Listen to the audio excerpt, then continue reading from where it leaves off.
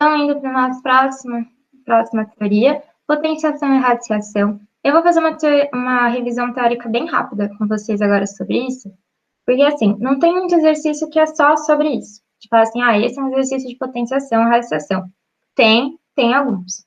Mas é muito importante essa matéria para todas as matérias exatas, né? Porque vai aparecer em alguns momentos, mesmo não sendo o foco da questão, vocês precisam saber resolver. Então, eu acho importante dar uma revisada nas propriedades. Vocês darem uma olhada e falar, não, eu sei, tô confiante, beleza. Se não, só dá uma olhadinha. Qualquer coisa, escreve num post-it, coloca na parede do quarto. E é isso. Então, o que é a potência? É um modo de escrever, resumidamente, né? Um número que vai se multiplicar várias vezes. Então, aqui a gente tem um exemplo da base 5, né? Que é 5 vezes 5 vezes 5. Você tem multiplicando 5 três vezes. Então, você coloca, em vez de falar 5 vezes 5 vezes 5, coloca 5 e o expoente 3, que vai dar a nossa potência. Então, sobre as propriedades de potenciação. Quando a gente multiplica potências de mesma base, a gente vai somar os expoentes. E uma outra propriedade muito parecida é quando a gente tem a divisão de potências de mesma base, a gente subtrai os expoentes. É a mesma propriedade. Quando multiplica, soma. Quando divide, subtrai. Potência de potência é quando você tem uma potência, aí tem parênteses, e tem uma potência por fora. Aí é só você multiplicar os expoentes. Aqui eu dei o exemplo de 2 ao cubo, e isso tudo ao quadrado. Aí você fica 2 a sexta. A propriedade da distributiva, ela fala que, mesmo se você tem bases diferentes, se o seu expoente for igual, e a operação for multiplicação ou divisão, não serve para soma e subtração, tem que ser ou multiplicação ou divisão. Você pode ou fazer cada um separadamente com esse mesmo expoente, ou você pode juntar tudo e deixar o expoente do lado de fora. Quando o expoente é negativo, o número de cima é negativo, você inverte o numerador com o denominador. Então, se é 5 elevado a menos 1, você tem que inverter, e vai ficar 1 quinto, 1 dividido por 5. Se a base for negativa, que é o número de baixo, tem aquela regrinha. Se o expoente é par, você tem certeza que o resultado vai ser positivo, mesmo se a base for negativa. Agora, se for ímpar, o expoente, o resultado vai continuar negativo. E todo número elevado a zero é igual a 1, e todo número elevado a 1 é igual a ele mesmo, não muda. E agora sobre as propriedades de radiciação, que é a operação oposta à radiciação. Ixi, escrevi errado, oposta à potenciação. Toda raiz pode se transformar em potência, porque são operações opostas, né? E você faz como? Você vai dividir o expoente do número que está dentro da raiz pelo número da raiz. Então, aqui tem um exemplo, né? O expoente é o 3, e ele vai ser dividido pelo número que está aqui na raiz, pelo radical. E aí vai ficar essa potência aqui. Isso daqui dá para lembrar daquele exercício que caiu tanto no simulado 1 quanto no simulado 2. Precisava usar essa propriedade. A gente pode dividir e multiplicar o expoente e o índice pelo mesmo número. Essa propriedade não é tão importante, mas pode ser usada. O importante é, o que você faz com o número da raiz tem que ser feito com o expoente da base. Essa que é a moral da história.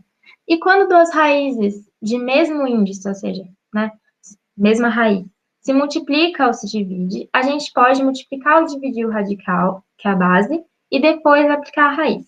Então, é muito parecida com essa propriedade 4 aqui da potenciação. Na verdade, é a mesma propriedade. Significa que se você tem operação de multiplicação e divisão, você pode fazer ou cada um dos números separadamente ou juntar.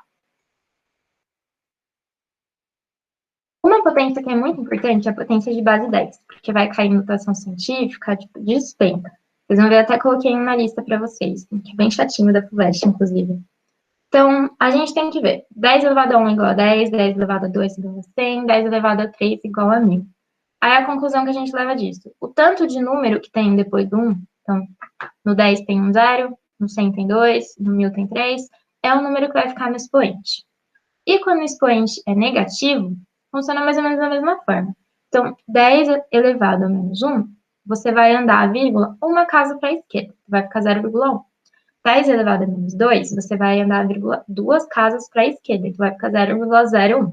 Na notação científica, isso é meio básico para a gente saber e vai ajudar bastante a gente, porque daí é só você ir desenhando para o lado ou para o outro. Então, a vírgula vai sempre para direita, quando é um expoente positivo, e se o expoente é negativo, como exemplo aqui do lado, vai para a esquerda. Aí, como que a gente acha a raiz? A gente faz o mesmo esquema do MMC-MDC, coloca o número, que agora é só um número, né? Coloca a chave, vai dividindo sempre pelo menor número primo possível. Aí, agora você vai olhar, é uma raiz cúbica? É uma raiz quadrada? Nesse caso, é uma raiz quadrada. A raiz quadrada significa o quê? Que você tem multiplicando em par alguns números. Então, tem número que está multiplicando em par. Tem duas vezes sendo multiplicado o mesmo número. E é por isso que a gente vai procurar parzinho dentre os fatores. Então, a gente achou que 144 é a mesma coisa que 2 vezes 2 vezes 2 vezes 2 vezes 3 vezes 3. Significa 2 ao quadrado vezes 2 ao quadrado vezes 3 ao quadrado.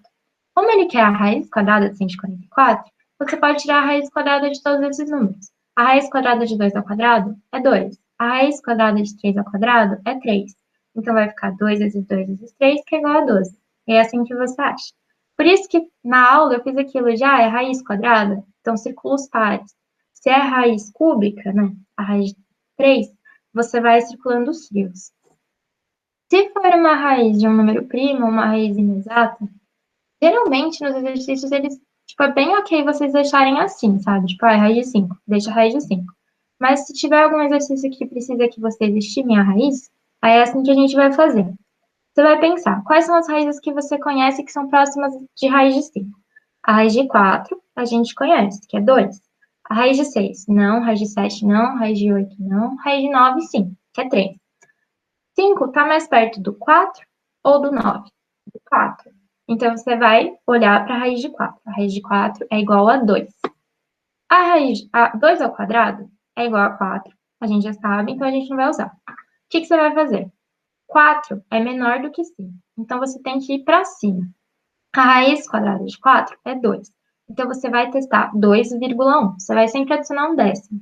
2,1 ao quadrado, você faz manualmente a multiplicação. E eu achei que é 4,41. Aí eu tentei 2,2 ao quadrado e achei que é 4,84.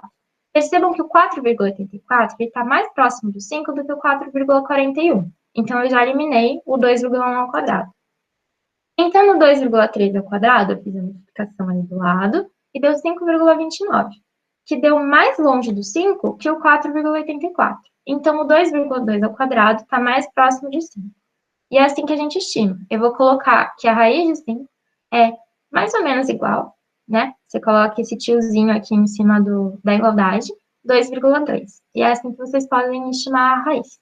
Não é todo exercício que precisa, tipo, tem vários exercícios de geometria que vocês veem que no gabarito tá a raiz, né? E, tipo, é bem de boa. Só alguns exercícios, tipo, muito específicos que vocês vão ver que precisa de um número exato, assim.